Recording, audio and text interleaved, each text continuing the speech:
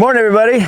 Obviously, you know who I am, Dan, if you're watching this. And we're at the property right now over here at Dust Off Ranch. Going to give you a quick update video on what's going on. A lot has not changed. Waiting on word back from other people that want to do some help. Also, I forgot to mention, I did mention that we have a contractor, Atlas Construction. I serve with him in the guard. They're going to help us do the farmer's market, the entryway, and the pond. Another gentleman that I serve with, if I remember the name right, is Precision Concrete. They're going to come out and help lay the concrete for the foundations. They've offered to do that for us. And with that also, there's another group. I'm not going to mention their name yet. I'm praying that they have said they want to offer all the gravel for the roads that we have to build so we can get to other areas. Hopefully that will be done sometime June, July timeframe, maybe August, because once we get that done, we can start working on the farmer's market that will be over here. And with that will start bringing in some income. Once that gets up and running in March, that we will be able to start adding things like I talked about having the RV park here. I'll be renting a dozer, or if anybody has dozers they want to come out and do some work, we're going to try to level this area here and get it ready for the RVs. So we can at least start letting people come out here and stay with the RVs. At first it will be dry camping, and then once we get all the utilities set up, we'll be able to offer hookups, sewer and water. We'll slowly be working towards the back. We're going to pull some dirt as we start digging the pond, which will be for the front entryway. And then once we get further along, we'll start digging the pond completely. We'll be spreading the dirt out along here, all through here. We want to keep the natural slope of everything, but we want to slope it to the pond so it helps with the drainage. And so water is not just sitting here and pooling. Then things will start coming slowly with all that.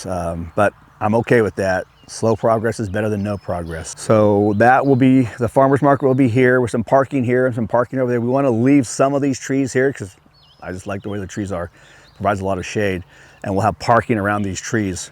We'll be cleaning out this area. I'm still planning on having work parties. The reason why I've not offered anybody, because I've had groups come out and offer, is this about as far as you can get. You can't go much farther than this tree behind us. And it's just really wet back there, even if you have a four-wheel drive. Because as you have noticed, I've gotten stuck a couple times. Side-by-sides will probably do a better job. I'm looking at buying my own side-by-side so I can access areas until we get roads done. And I can still get to the back and get things done back there. We can walk back there. I do that all the time. It's just really muddy. So with all that, that's kind of the update for now. Please continue staying updated with us. If you have any questions, feel free to email us.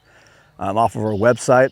We also have another friend of mine from the guard. She is going to be running our website now, and we have ideas for t-shirts. She is starting to design them, and we're going to put them together, and so hopefully we can get those out to you guys if you guys are interested. If you guys have any ideas for t-shirts, would love to have them, to hear what you guys think we should be doing, because this is for first responders and veterans. It's not just exclusively for veterans. I know, because you guys, I post a lot for my National Guard side. I post some stuff from my fire department where I used to work. I don't have a lot of pictures left. Lost them all in an external hard drive that quit working on me. From all my pictures from my fire service and when I was on the SWAT team. So, and my first 3 deployments are all gone. So that's not fun. I don't have anything left to be able to at least show my kids what I used to do. But we're going to start posting more about that kind of stuff, so it's inclusive to everybody. I did work as a EMT on an ambulance for a while before getting hired at the fire department, so I have worked that side of the house, and I also used to work in the ER. So I've worked a lot of the EMS side of all first responders, and I should be posting more stuff like that, so I want to include everybody. I've had some, been in contact with some of my old brothers from the fire department. It's been great talking to them. This is going to be a really tough subject for some. You know, PTSD affects people in different ways, and there's different types. Being in the military, it was more how I heard it described. These are not my words. An acute, because you're in intense trauma, like for that year you're deployed, and you come home back to normalcy. First responders, it's more of a chronic. You're seeing it day in and day out, 20, 30-year career. You don't hear much about the suicide rate on the first responder side between cops, firemen, firefighters, EMS.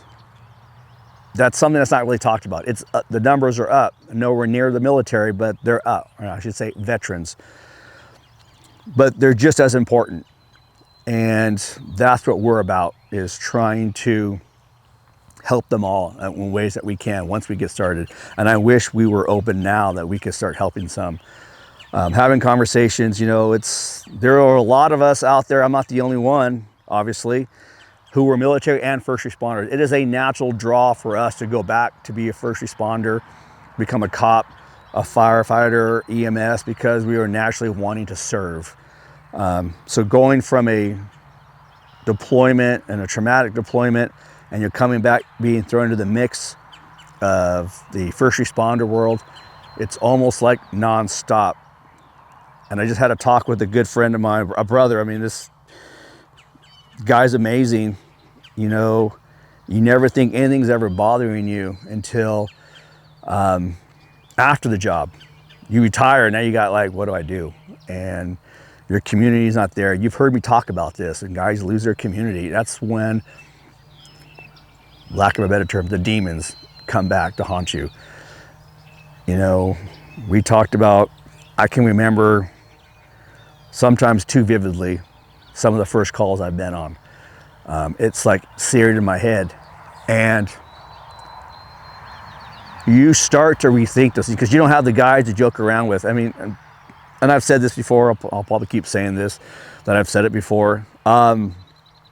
We joke about it. We have a sick sense of humor because that's how we cope. That's how we deal with things. You laugh about it at the coffee table. Or there were a couple times, and this is just one incident where I almost died, where I almost had a wall crush me out of fire. Only by the grace of God that I'm still here. I don't even know how. Another buddy of mine, how we got out of it, because we probably should have died. But we went right back to the firehouse and we were joking about it. And that's just how the job was. And it's just the type of attitude we had. It was like, it's hard to describe now that I'm out of it. It's just like, this is what we did. It's tough out there. And what I'm trying to get at is, please stay in touch with these guys. Once you've retired, once you've gotten out of the military or police, fire, EMS, please stay in contact with them. I wish, like I said, I wish we were open, that we could start having people coming in and we can start having these community groups where you can just hang out. You can be around fellow service members and first responders, because the public, and this is nothing against them because you guys aren't coped for it, don't know how to deal with us or don't know how to understand us. And so we tend to get really internal. We don't joke about things. We can't joke like we used to, because people would probably think we had a really sick sense of humor. It's just a coping mechanism. Please, I implore you to stay in touch with your guys. I know life gets busy. I am very guilty of it. And I'm so glad that I just decided I'm just gonna reach out to some of them. And I did. And it feels good to be able to talk to my brothers again. So I implore you to please reach out to these guys and make sure they're doing okay. Check in on them. If you're doing better, maybe you have a good grasp on things, they might. Check on them. They might need you to lean on. Please do that. So that is one thing I'm very passionate about. This is the whole reason why we decided to start this. We're gonna be getting into, we're 2.5, almost 3 years now, and we haven't really done much. And it frustrates me. I just don't know any independently wealthy people who just want to help us out, which is fine. Everything happens for a reason, and I believe that, and that we will get started. It will start one day, and then we can do good for others is what I really want to do. I'm going to recommend, those of you, if you haven't, please go look at the Unsubscribed podcast. I'm giving a shout out to those guys. They don't even know who I am. I am getting nothing from them. I just enjoy watching their podcasts. It's a bunch of veterans. Some of them are like, one's a cop. He's a great dude. I go watch his stuff. Angry Cop. He's hilarious. But you see a different side of him. And like I said earlier, veterans, we are naturally going to gravitate when we get out of the service to do service type of jobs. There are things that go on in our communities that a lot of people don't know about. And being in the first responder worlds, you see it, and they struggle with it. We're naturally want to be protectors. This is not a blanket for all veterans, because I don't, there's some great veterans, and then some, who just have things harder.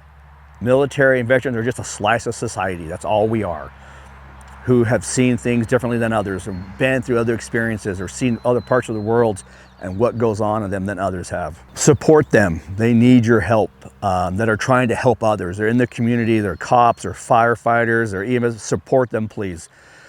They are seeing things, and it's tough when you see them at home. You see them overseas, you can detach from that. That's over there. Now you're home. You're supposedly your safe area. And then you start to see how bad things are here.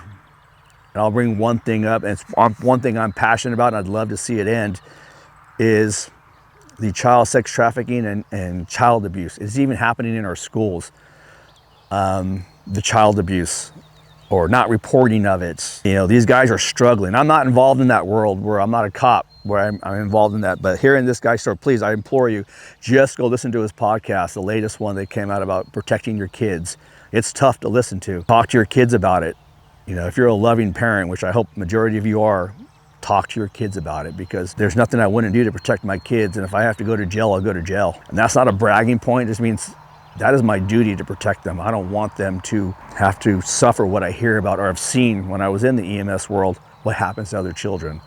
So listen to them, support them if you can. I hope, you guys do go watch both of their podcasts or YouTube videos. There's a great bunch of dudes, and I would highly encourage that.